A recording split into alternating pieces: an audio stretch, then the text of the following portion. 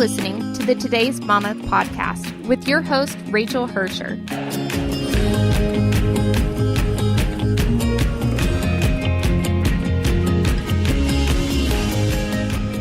I saved this episode for the week before the Super Bowl.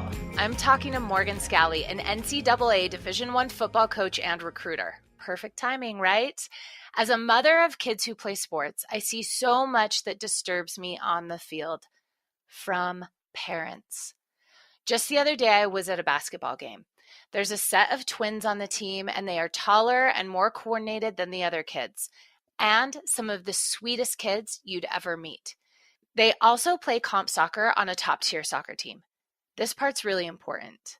They're in 4th grade. They just got back from a travel tournament. One of the girls who was out there playing her hardest and her best, and who may have had a call or two that was justified. I wasn't there. I can't speak to that part. But that 10-year-old who looks a little older and has advanced just a little quicker was yelled at by the opposing team parents. Get that woman off the field. Kick her out of the game.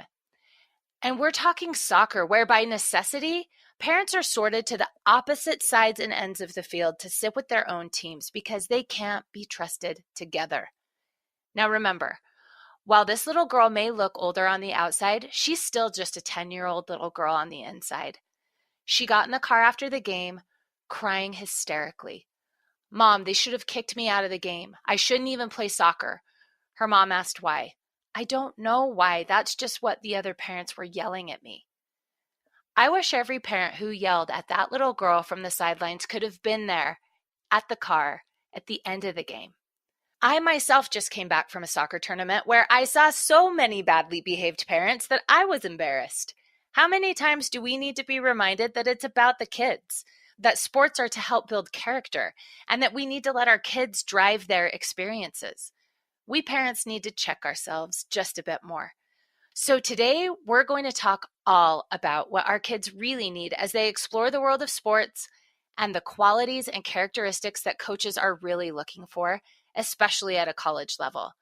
Be sure to check the show notes on your podcast app or at todaysmama.com/podcasts for more features and information related to this show. This episode is for everyone: moms, dads, coaches, even kids. I'm going to say your teens could hang with this one. This is an especially great episode if you've got kids playing football or truly any sport. Enjoy.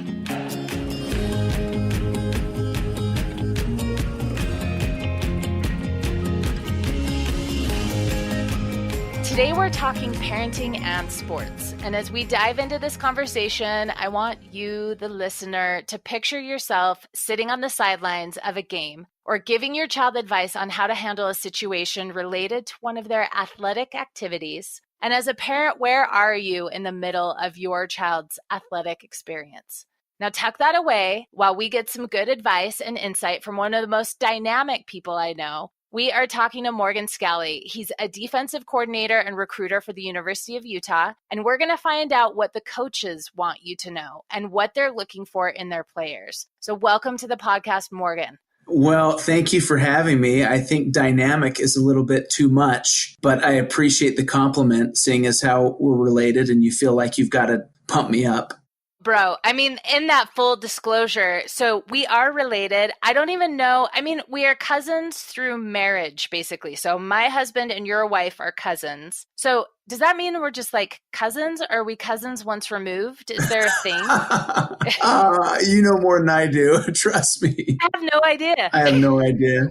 Either way, we're totally related and we're neighbors. But here's the funny thing, Morgan. When I Googled your bio, because I was doing a little background information on you today, I was like, dang, who is this Morgan Scalley with a 3.96 graduating GPA and all kinds of awards in football, all-American, all conferences, all teams, things that I don't even understand?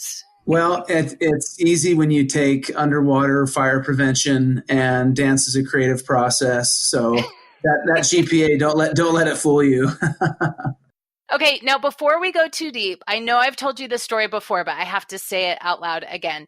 You've got a pretty high energy little boy. It's my guy. One day we were walking by your house out in the neighborhood, not stalking you, just on a walk. And he was probably 3 years old and he was out there playing football by himself. Yep. Which means he was like passing to himself, tackling himself, yelling at himself, like all over your front yard. And it's the best thing I've ever seen. He is a creative guy, and he gets that. You know what?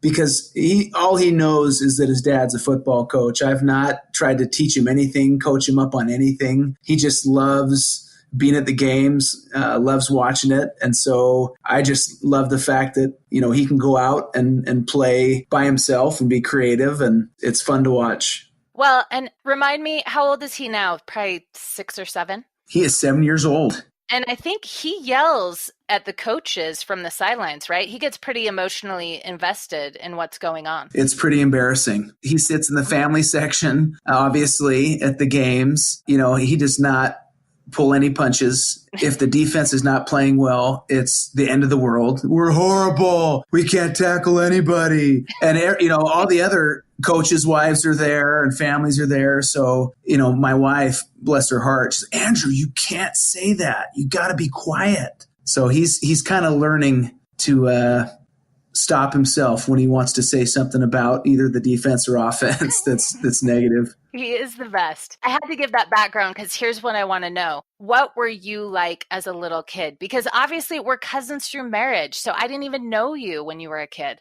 You know what? I was not as active as that dude, as Andrew is, but I love sports. I knew my dad played for the University of Utah. It was always my dream to play running back at the University of Utah because that's what my dad did. The first experience of me playing football, my dad was my coach. He was my Little League football coach, and he wanted to make sure that the other players knew that I was not going to get special treatment. So the first thing he did when we put the pads on is he lined me up against the meanest, biggest Polynesian that I could line up against. I mean, you're not a super tall guy. Oh, I was a scrawny little kid that the only reason I had any chance is because I ran out of fear. And so I ran fast. And so he put me up against this Polynesian kid. It was 10 yard separator drills where, you separate the man from the boys. And this kid hit me so hard, I had snot coming out of my nose. I was flat backed on the ground. I was like, this is not fun. This is not the football that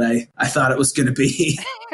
Anyway, but I stuck with it. My dad was awesome. He never gave me preferential treatment, but coached me as hard as he did everyone else and allowed me to go through some growing pains and was always good to me. I love that. And I had no idea that your dad played for the University of Utah. That's very cool. He did. He was a running back. He was a scrawny back himself. Now, speaking of growing up, what was your ratatouille? So this is a question that we ask all our guests, and it's a nod to the movie Ratatouille. There's a scene, I don't know if your kids have watched this movie yet, where the food critic takes a bite of this dish that was made by a rat, and it's ratatouille, but it sucks him back to his home growing up and the smell of his home and the sight of his mother and all the feelings that went with that. So is there a food or a taste or a sight or a smell or a sound, anything that takes you back to being a kid?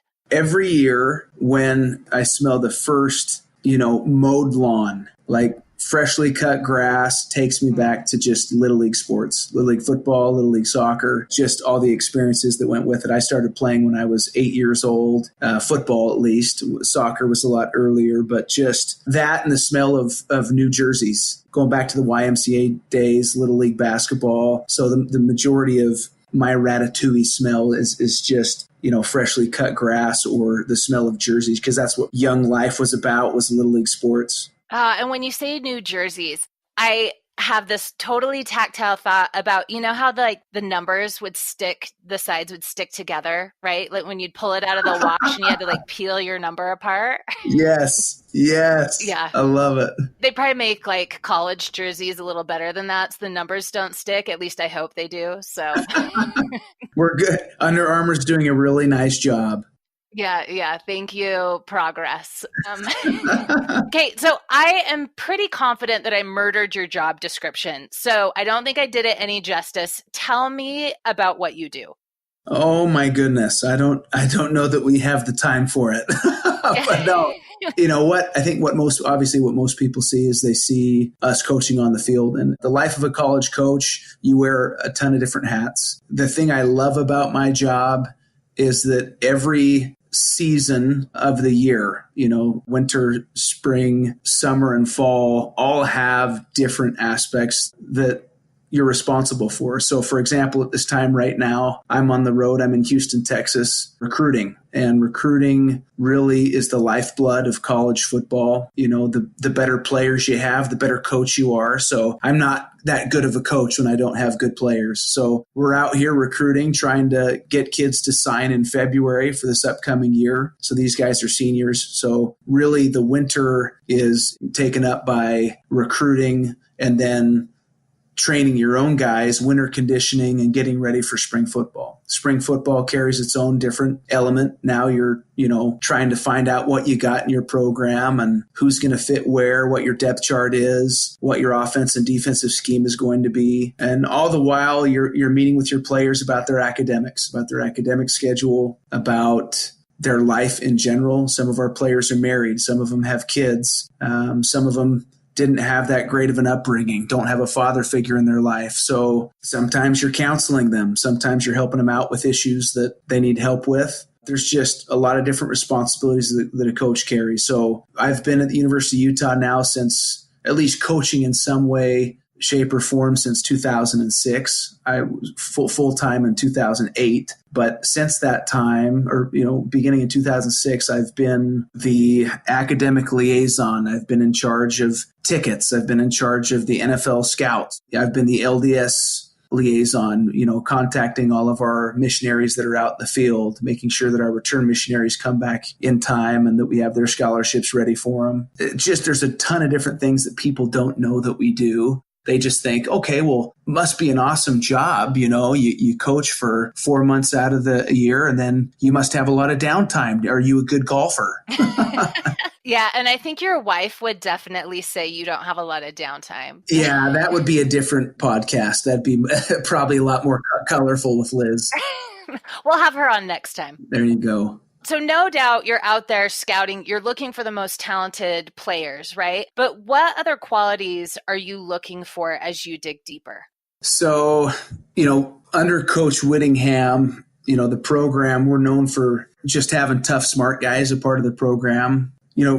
Really you're looking for the right kind of fit. And so what is the right fit at Utah? Well, the right fit at Utah is a young man that, number one, understands that academics is going to be a huge part of the process here. If you're not going to class, if you're late to mentor meetings, if you're late to tutor sessions, you're not going to play here. So, if you're saying, what does the process look like? Well, first of all, if we don't win, we don't have jobs. So winning's a part of it, and having the right type of players that you can win with. Obviously, that's number one. So you're looking at, athletically, can they do it? The second thing you look at is academically, are they going to be eligible? Each student athlete has to meet NCAA academic requirements to become eligible to play football at the Division I level. And so you look at their transcript. And if you're saying, how early are you looking at a kid's transcript? Well, probably 5 semesters into their high school career, I'd say is, the majority of coaches are looking at that transcript. There's a sliding scale. The higher your grade point average is, the lower test score, ACT or SAT score you can have. The lower your GPA is, the higher test score you have to have. So different position groups carry, different needs, different requirements. Our linebackers are probably have to be the smartest football players on the team or on the defensive side of the ball. So if we're looking at a linebacker, we need to know that they're able to communicate, that when you talk to them, you're not just talking to someone that answers you with 2-word responses. They communicate the right way. They're passionate. They're engaging. And, they're showing a good track record of academics. I'm giving long answers, but I want you to be able to interject and ask more questions if you got them. No, I love it. And I was just letting you go because you were saying a lot of really important things. One is, I think both parents and students or kids, right, are not aware of the educational side a lot of the time in terms of what you're looking at. But then the communication piece, which we'll talk about this a little bit more later, but a lot of times parents come in trying to communicate for their kids, and that ends up handicapping them. But before we talk about that, you told a story once about being out recruiting and waiting for a player that was late for class. And I'm just going to let you tell us that story.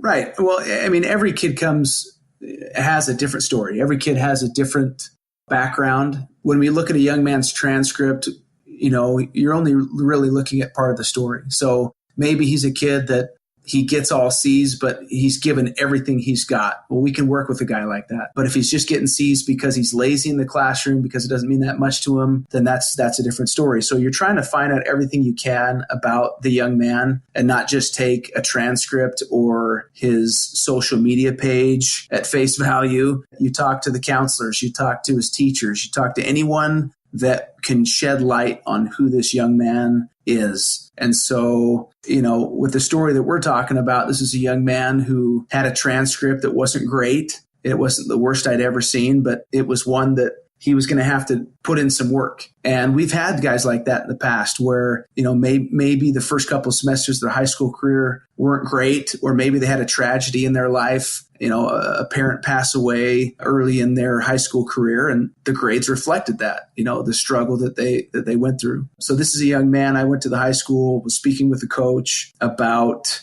just his situation. And the coach was doing everything he could to sell the kid, right? Because the coaches want you to recruit their kids, and it's good for them. It's good for their program. He was trying to sell him, and I just said, well, looking at his academic situation, is he a guy that cares about class? Is he a guy that sees the situation that he's in and is trying to fix things? And the coach said, yeah, I really believe so. So we're walking down to get some more clarification. We're going to the counselor's office, and on our way to the counselor's office, the coach sees the young man, and he's walking down the halls as class is going on. And he says, hey, where are you going? He says, and the coach says, don't you have writing right now? Yeah. And you could tell it was the most embarrassing thing for that coach, because he's trying to give me the brightest, outlook for this kid, and this kid is skipping class. And so I stopped the coach right there, and I just said, hey, you know what? No need to take me to the counselor's office. I'm good. Yeah. And I just said, tell the young man, that he kind of screwed things up with Utah. Yeah. Like, that takes my breath away, right? Because you can't really fake it till you make it. At some point, whatever quality that we're striving for is going to shine through, right? And I mean, obviously that kid wasn't meant to come and play with your team, but it's just like, if he could step back and see everything that was going on right there, it's just... Oh, no question. A punch in the face. No question. And you tell kids all the time, it's like, do you understand how much a full ride scholarship is to out-of-state school like the University of Utah? And when you add in all the free travel that they get as a football player, all the free gear that they get, the meals, I mean, everything that a student athlete gets, it's basically equivalent to $250,000. If I sat down and said, hey, listen, here's $250,000 in a briefcase. You can have this as long as you get B's for the rest of your high school career. Would you do it? And, without fail, oh, yeah. But sometimes it's not that real to them. Yeah, sometimes you just got to go to writing class. There you go. You're listening to the Today's Mama podcast with your host, Rachel Hersher. We'll be back right after this.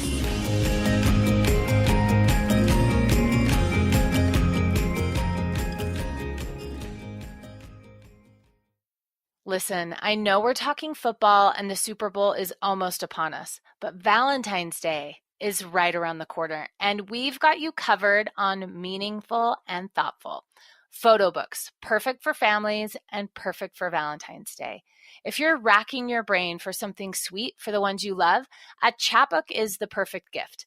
And starting at $10, it's a gift that won't break the bank. We'll sweeten the deal even more. Use the code Today's Mama and you'll get $5 off your first order at chapbooks.com or when you're using their app from your phone. That code again is Today's Mama, all one word, TODAYSMAMA, for $5 off your first order. Here's to winning Valentine's Day. And now back to the Today's Mama podcast with your host, Rachel Hersher.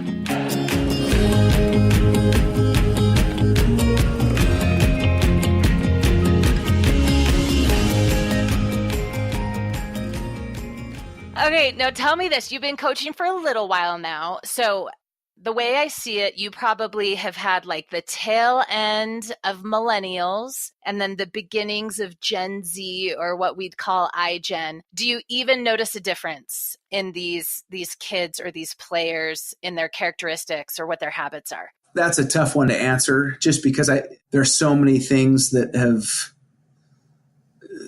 come to light in terms of recruiting services. And there's so many different things now online, where when I first started recruiting, to be able to get a kid's film to see them play, you had to have the head coach, their high school head coach, basically dub a VHS tape and ship it to you in a big old package. Where nowadays, if I want to see what a film looks like, I can pull it up online. And, within seconds, I can watch the kids' film. And so it's hard to hide kids nowadays. What you're seeing is recruiting services. Okay. So each one of these kids in high school, they're getting a ranking. If they're good enough to play, or at least if these recruiting sites believe they're good enough to play, these kids get rankings anywhere from 1 to 5 stars. Okay. And so what it's taken this team sport, which is awesome. And, it's turning it into, look at me, look at my stars, look at my ranking. Social media, same deal, right? Every kid posts on Twitter. Yeah. Blessed to have received my 12th offer from the University of Michigan. # blessed, right? Yes. These kids and these recruiting sites pump them up, right? And they're getting all these likes and retweets and look at me. And then you have these post-high school bowl games, the Army All-American Bowl and the Under Armour. These kids are trying to get invited and have the most offers and get invited to the big-time bowls, and it's all about the individual. And it really stinks because they come to the college level and they've been hyped up and they've been pumped up, and you're this guy, you're a 5-star recruit, and all of a sudden they're not the best player on the field. And all of a sudden it's a shock to their system. Well, I had all these people tell me I was this and that. Now you're saying I'm not starting. Yeah. It really hurts the individual. And at the end of the day, I mean, it's great because they're getting exposure and, these recruiting sites are getting their names out there. But at the end of the day, it's a team sport. Well, and you're saying something too, I think, for kids across the board. It's all about them. And that's kind of what social media is for even kids who aren't football players or athletes looking to do something at a professional or collegiate level, right? Is that social media and so much of what we're doing is constantly shining a light back on them, that life comes and knocks them in the face a little bit, right? No question. And then you said something really important, which is it's hard to hide kids these days. And so not only in terms of their sports, but like anything they've done on social media follows them to the doorsteps of their college or wherever else. I mean, have you had experiences where you've pulled up a player and seen some of their social media behavior or history and have had to say, oh man, we got to pass? No question. There's a lot of stuff that can be revealed on social media that they can hide by being polite in person. And you just go through their history, and you look at the NFL nowadays. You had a young man a couple years ago, an offensive lineman, I believe it was, or maybe it was a defensive lineman, that was supposed to be a top 1 to 3 pick in the NFL. So you're talking about a signing bonus of $35 million guaranteed. And all of a sudden it was posted on his Twitter account, a scene of him either smoking pot or vaping or whatever, but it wasn't a good look. And so you just saw his stock drop and drop. And so, second pick comes, third pick comes, 12th pick comes, 20th pick comes, and he hasn't been chosen yet. Well, anyway, he still ends up, I believe, getting drafted in the first round, but he ended up getting, I think $20 million less. So just a simple post like that cost a young man $20 million. We do it at the college level, and the NFL is even worse because they're investing millions into these players. And so they're going to have your social media accounts, everything you got, Snapchat, Twitter, Facebook, Instagram, we have it all. And we're looking at your history. We're looking at what you like, what you retweet, because essentially if you retweet it, you're co-signing on it. Yeah. And some kids just don't get it. We've turned away from a number of student athletes, not just because of their social media accounts, but, just digging a little bit deeper after looking at the social media. What type of kid is this? And it's just confirmed sometimes that this is not the right fit. I love what you just said. If you retweet it, you're co-signing on it. There are adults who have not wrapped their mind around that. Yeah. Unfortunately. Yes, for real.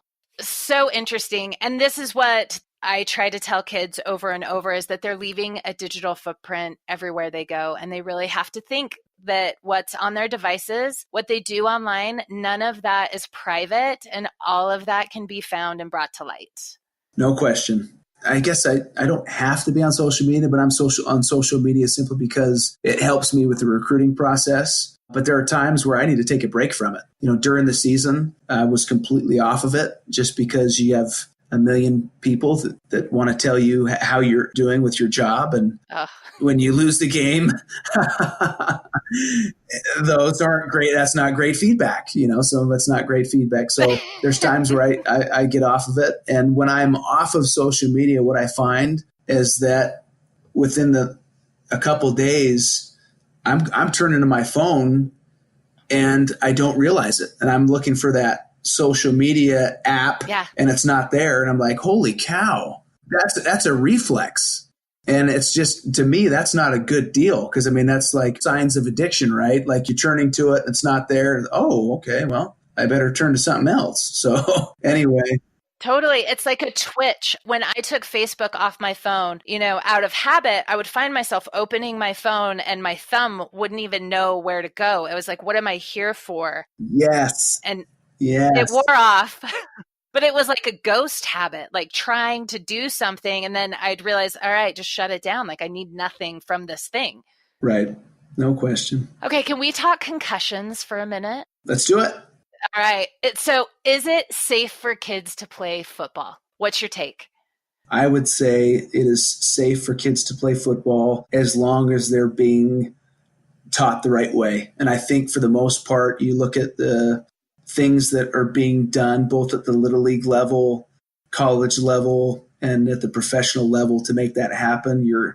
I can't tell you the difference in safety in the gear that kids are wearing nowadays versus when I played. When I just look at the helmet.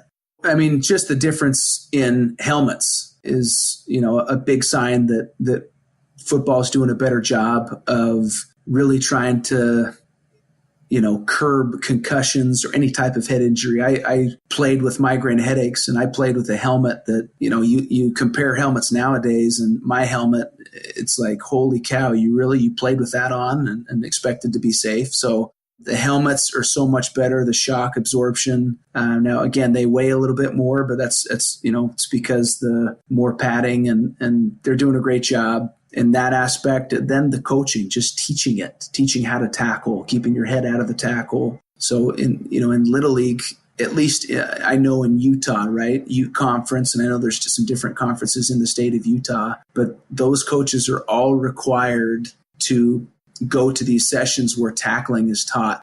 They have to pass a certain amount of hours that they go and be taught this and teach this themselves. So there are a lot of strides to make this a safer game.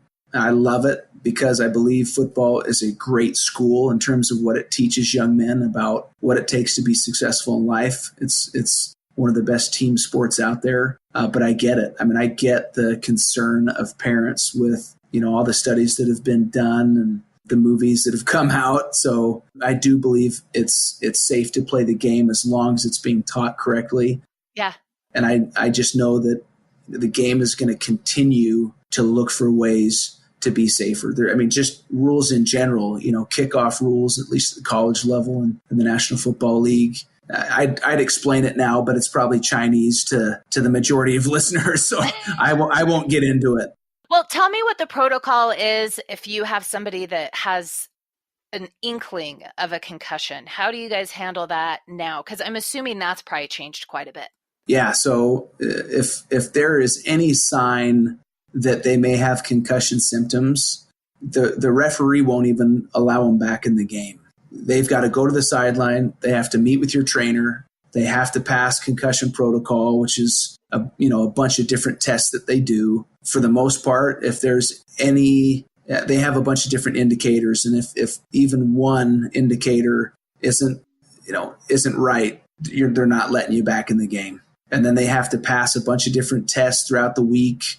Ours is computer based. There's some reaction tests that they do, some baseline, they have a baseline test, and then each day they come in and they take different tests and to see if they've improved. And then there's a certain amount of time before you can get back on the field and do any exertion. And then after you pass those exertion tests, then you have to have a day of non-contact. Rarely do you see an individual get a concussion or be diagnosed with concussion or concussion-like symptoms and return within a week. I mean, that's happened, but rarely do you see it nowadays. Yeah. And I would say I see that across, like my son plays soccer. He got a concussion, not even playing sports, which was the irony of it all. Some kid just ran into the side of his head at a party. Oh, that's fun. That was fun. So we've done a little bit of that. And I do appreciate there are doctor checkups, notes, and this is just for club soccer, right? Or when I say notes, like a doctor has to sign to approve him to go back to play. And right. I have to assume that football has gone even further on that. Oh yeah, no question. I mean, I think olden days, or you got the hard-nosed coach that's going to, hey, just get him back out there. Let's go, suck it up, right? Yeah. You can't do that anymore. The head coach has no say in whether a kid goes back into a game. He doesn't have a say whether or not he starts practicing again. You have to be cleared by the doctor and the trainer. Yeah, love it. Now, tell me what pregame looks like for you guys. So my son Josh, who played football for the first time this year, because I'm that ninny mom who I never wanted him to play football because I was so concerned about concussions. And here's my kid who's ended up with a couple concussions either way. So he just played kicker. He's a sophomore and he got really lucky and got to dress varsity at the beginning of the season. So soccer players don't get pumped up the way that football players do before a game. So he is in their pregame huddle, whatever. Everybody's like yelling and jumping and like throwing themselves at each other's chests. And he came back and he's like, Mom, someone even like punched me in the head, like his helmet, like not in a bad like concussion way, right? But he was overwhelmed even by the level of testosterone that happened. We were laughing so hard. What does pregame look like for a college football team? Like, do you give the pump up speeches? I do not give the pump up speeches. I'm not the pump up speech kind of guy. Coach Sharif Shaw, our corner coach, he's that guy. And he's awesome at it. But, preparing for a game under Coach Whittingham, Coach Witt believes that everyone has a different way of preparing. So he likes it to be quiet up until about 10 minutes to go before the game. And then everyone can start getting crazy. But everyone prepares differently. So what he doesn't want is like a guy blasting his country music, when the majority of guys in the locker room may not like country, right? So, if you want to listen to your music, you do it on your headphones, you can prepare that way. He doesn't like a whole lot of laughter, and for good reason, just he wants guys locked in and focused and thinking about their plays and thinking about kind of just visualizing what they're going to do in the game. And then with about 10 minutes to go, pregame, start talking. You get all that, yelling and screaming and getting pumped up, but everyone prepares differently. You're going to see some guys that don't say a word. You're going to see some guys that you'd think, holy cow, what are you on right now? It's just how fired up and juiced they think, dude, don't lose all your energy. We still got, an hour game to play. So, you try and keep them dialed in, and you want them excited. You want them passionate, but at the same time, don't lose all that energy. So there's a Key and Peele sketch about some football players with their like pregame pump up, and I'll check it. It may have some explicit lyrics, explicit language. I'm going to put a link in the show notes, but my disclaimer is I am not sure that it may be earmuffs YouTube watching. Oh, that's so good. They're hilarious.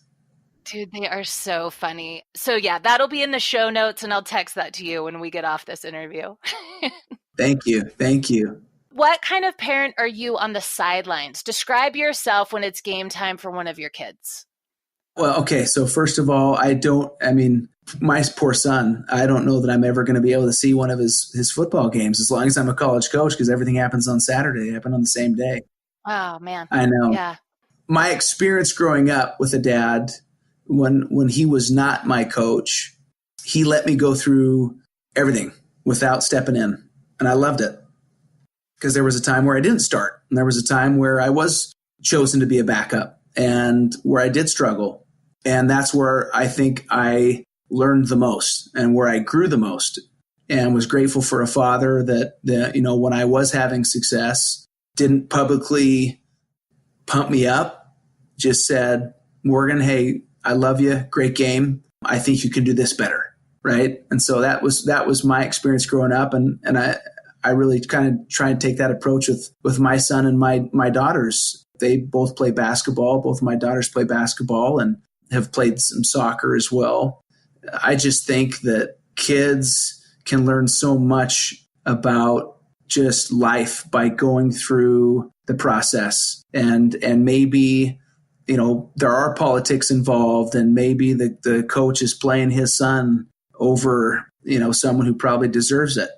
So be it. That's part of the deal, and you got to learn and go through it. And I get calls from my family members, every once in a while about how I would handle a certain situation. It's like, hey, listen, they got to fight, and they got to work through it. If you're getting bad coaching, you just got to work through it sometimes. But, the biggest deal when I talk to parents at the collegiate level, what we tell them is, I will never answer a phone call about your son's playing time. That's between me and him, and he can tell you why he's not playing. We make it very clear there's 4 things you got to do to play at the University of Utah. Number 1 is no issues off the field. Weigh what you're supposed to weigh. No showing up late to class. No issues. Don't be a list guy. There's a guy that's always showing up on lists for something.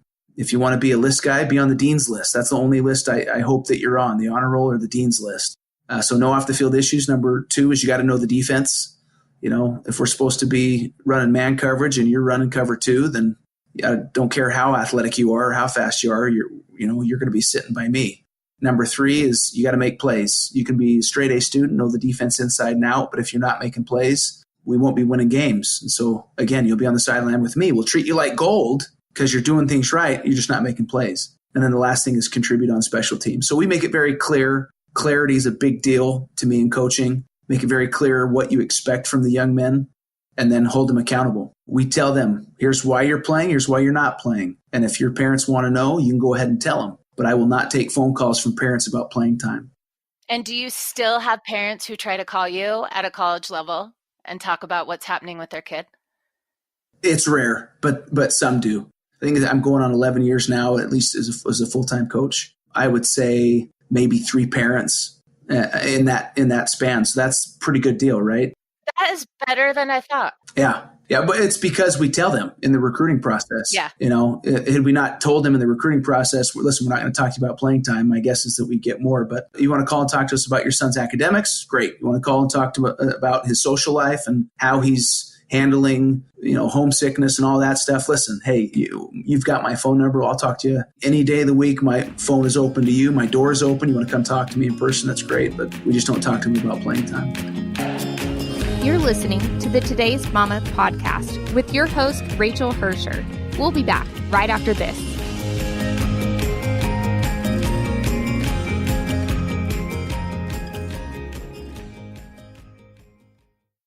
For breakfast, you ate one stale goldfish you found in the car seat. Your hair is still sticky from last night's applesauce hands. You have to pick up dry cleaning, go to the store, unclog Mr. Fuzzy from the toilet, and then get the kids from school.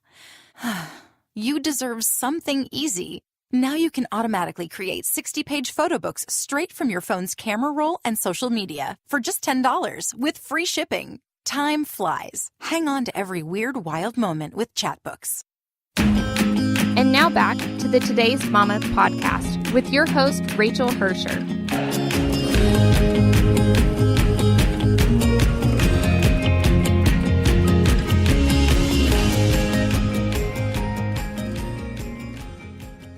So if I dial it back even to like a high school or a junior high level, and for some parents, it's even elementary school, that they're getting, bending their coach's ear maybe a little too much. But when is it okay to call your child's coach? Because you say some things that, at a college level, totally check on their homesickness, their grades, stuff like that. When would you say in other scenarios, when's it okay to call the coach? Well, I think when it comes to just, I guess every situation is different, but if my son's getting degraded, if it's not teaching, if it's personal attacks, I think that's something that needs to be discussed. If it's, something to do with, academics, right? I'm not sure my son's being told exactly what he needs to do academically. That's a sad thing sometimes in the recruiting process is when I go see a kid who thinks he's doing fine academically and he has no idea what he's supposed to be doing to become, academically eligible with the NCAA. I see it all the time, and it's frustrating that schools don't do a good enough job of teaching kids the academic aspect of it, right? The core requirements that are needed. Every situation is different, but again, if I've got a coach or a son that coach called me this, or coaches are supposed to be teachers, number one. And the ability to disseminate information in a way that a kid's able to grasp it, not necessarily, yell and degrade. I mean, yelling's a part of the game, I get it, but it's what you're yelling, right? It's the content, and it's trying to get kids to improve and become better people, better students. Better people make better players make a better team. So if it's anything, degrading or personal in nature, that's when I think definitely parents need to step in and say, hey, what's going on here? My favorite thing about my son's first comp soccer coach was he was from Bosnia. And so he had a bit of an accent, and he was a yeller, but he would end everything in my sons. And so it was like, I could take anything he was yelling because it ended in my sons. I was like, that is the most tender man in the world. Everyone was terrified, but I'm like, do you hear what he's saying? They're his sons. It's fine. We're losing my sons. Yes. Okay, great. Hey, he cares about them. Yeah. What advice do you have for parents who are a little over invested in their child's sports? So we just came from a soccer tournament this weekend. There were a few of those parents on the sidelines that you were like, oh man, like you need to go sit in your car for a minute, because they're just like throwing themselves on the field a little bit. What advice do you have for those parents? That's tough because I think at that point, sometimes they're not ready to take the advice. But I would say number one is it's let it be about your kid and not about you. Your son or daughter is the one that's going through this experience, and it's not about you. Each kid is different.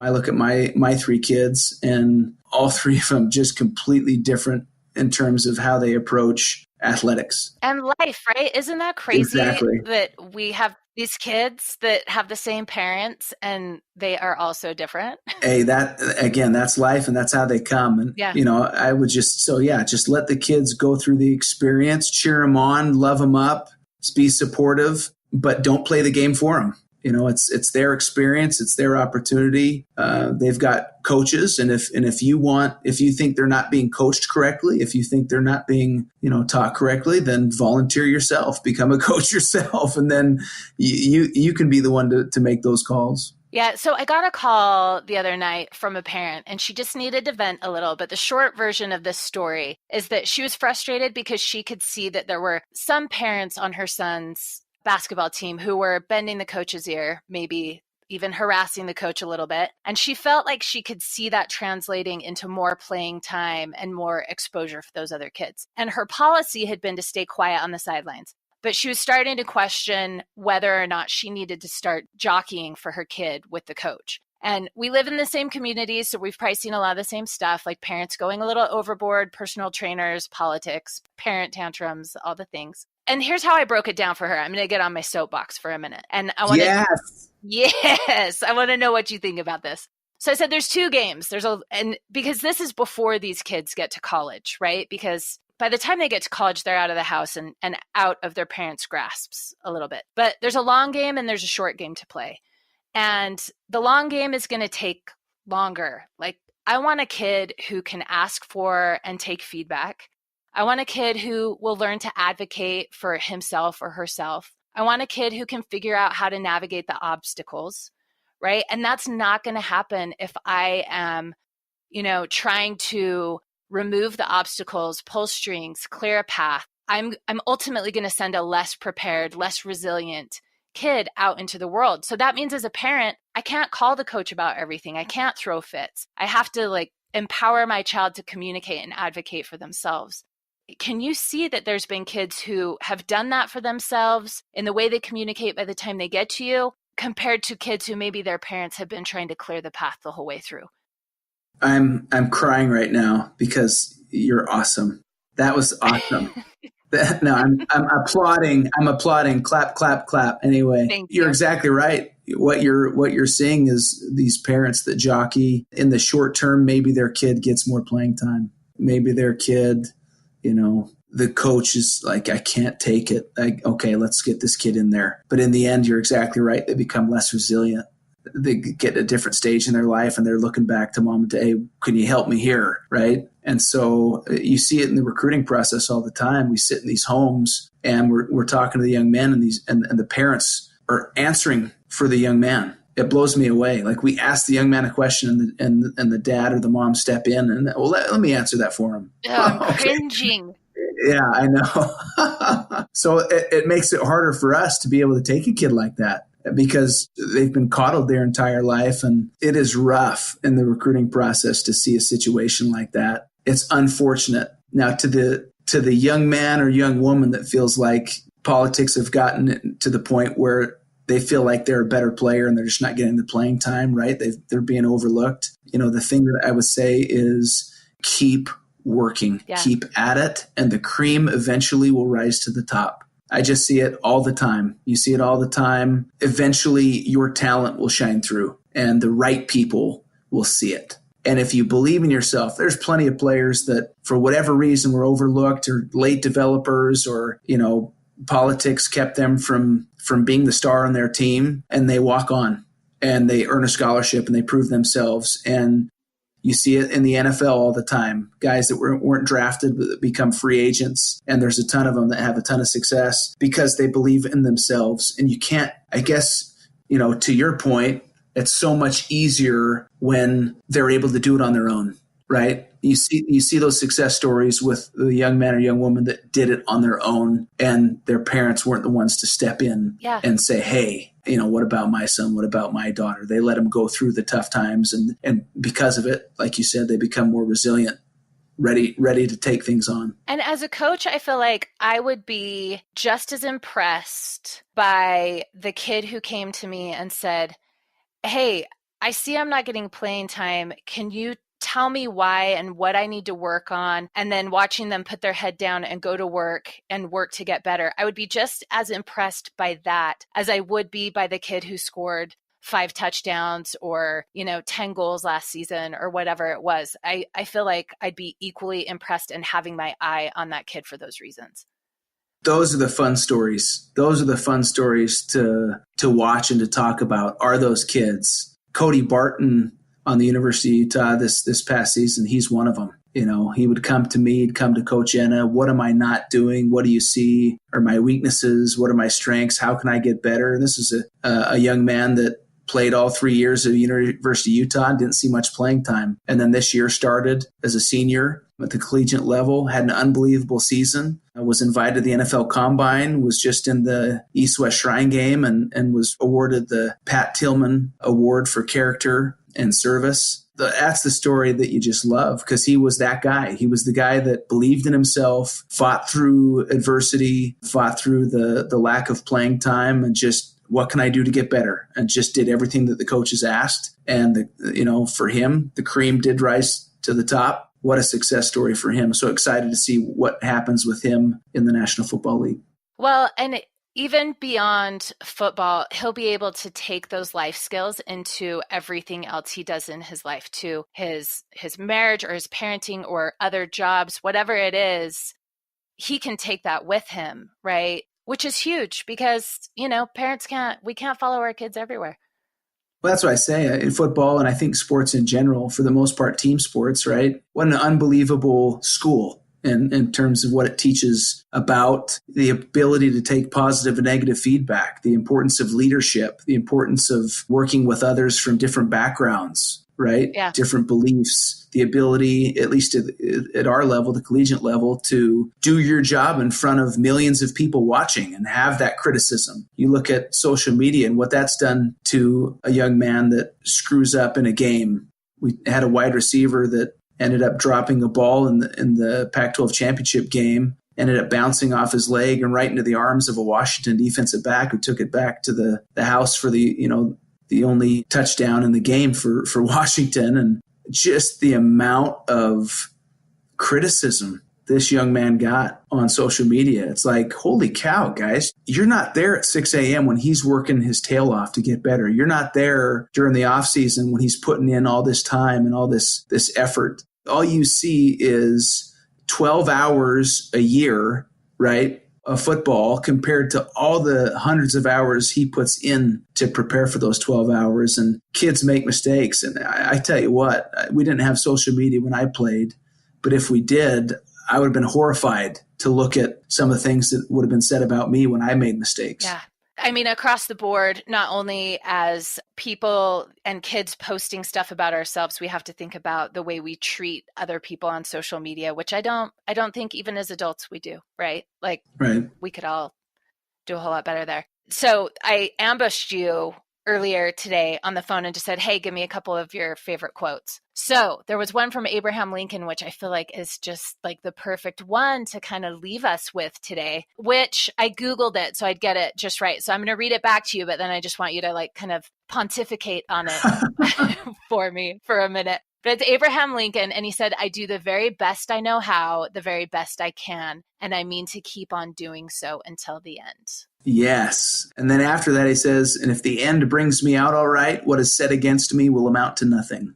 And I love that because that's all you can do, really. It's the best you can and the best you know how. And in the end, you have to answer to yourself, right? The person in the mirror, you have to be able to answer to yourself. And I just, with social media and the way it is now, and especially in my job, people are always wanting to tell me how I'm doing my job. And some of it's good, some of it's bad. But at the end of the day, I answer to Kyle Whittingham and our athletic director, Mark Harlan, and I don't answer to those people. So I just got to keep working and put my head down and grind. And that's, I think, a message for everyone. And that's why I love that quote. Yeah, I love it. And it applies to so much. You are amazing. But before I let you go, we have to talk about the Super Bowl. I know I've kept you up really late because you're in Houston. So I think it's like 11:30 p.m. Everybody needs to know how late it is because they could be listening to this like at 8 a.m. in the morning. You never know. So Super Bowl. I don't know if this is like illegal for you to like make a pick or something, but I had to get you on the podcast before it happened. I feel like it's football season. We're at the pinnacle. New England Patriots or Los Angeles Rams? Who do you pick? This is a killer for me because I am a Kansas City Chiefs fan, and I took my son to that game, the Chiefs and Patriots, the AFC Championship game. We were in Kansas City in horrible weather. It was freezing, and just to watch that game unfold, and you thought the Chiefs had won it, and Tom Brady brings them back like he's done so many times before, but he's great. He really is. And I do not have any ill will towards that guy or Bill Belichick. They have done an unbelievable job. And I think defensively, I just think they're a better football team than the Rams are. And I think that New England wins that one. Okay, Morgan, you are the best. I've kept you forever. I'm going to let you finally go to bed. So thank you for being here. And I'll see you on the streets. Oh, hey, you are awesome. And that Hersher name is awesome. Obviously, I married one, so... Yep, it unites us. Exactly. I appreciate your time. Seriously, this has been fun. Okay, thanks for hanging in so late. You got it.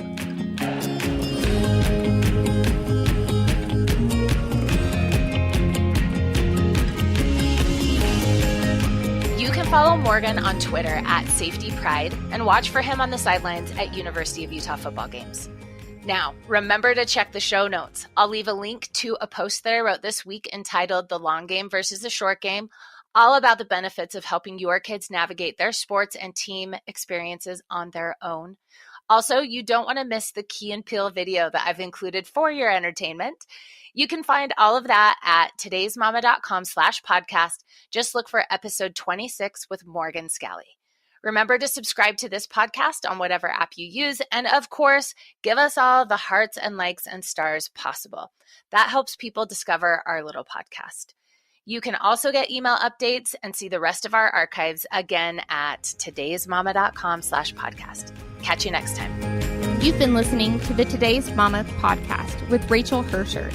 To find out more, go to todaysmama.com. That's today's MAMA.com. Today's Mama, connecting moms and families with the best of today.